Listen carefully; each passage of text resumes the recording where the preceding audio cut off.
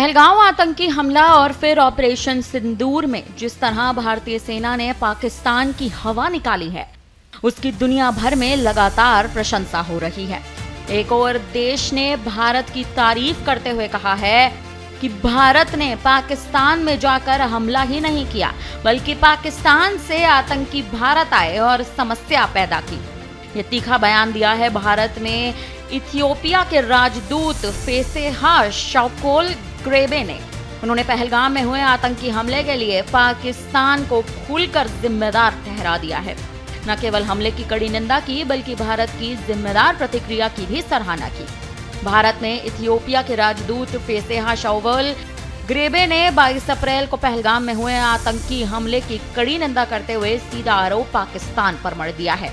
उनका कहना है कि इस आतंकी हमले के पीछे पाकिस्तान का हाथ साफ है। भारत ने इस पर बहुत संयम और जिम्मेदारी के साथ प्रतिक्रिया दी है।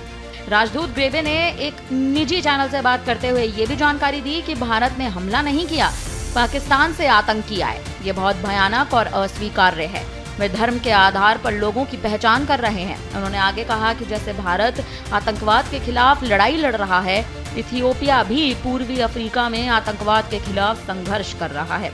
उन्होंने ये भी बताया कि भारत का एक उच्च स्तरीय प्रतिनिधि मंडल मई के अंत में इथियोपिया आएगा, जो हमले और भारत की प्रतिक्रिया पर जानकारी साझा करेगा।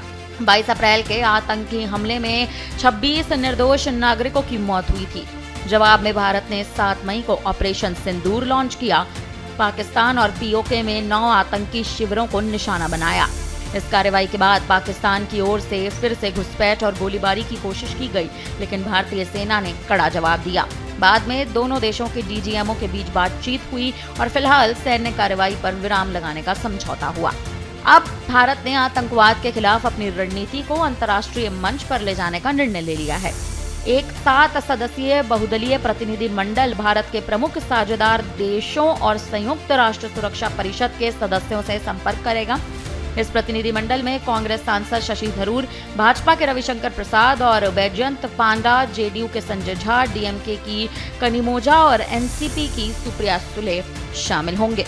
देखा जाए तो पाकिस्तान अपनी निजी हरकतों से बाज नहीं आ रहा, लेकिन भारत लगातार अब पाकिस्तान को दो टूक दे रहा है। फिलहाल इस पर अब आप क्या कहेंगे? आप हमें अपनी राय कमेंट करके जरूर दें।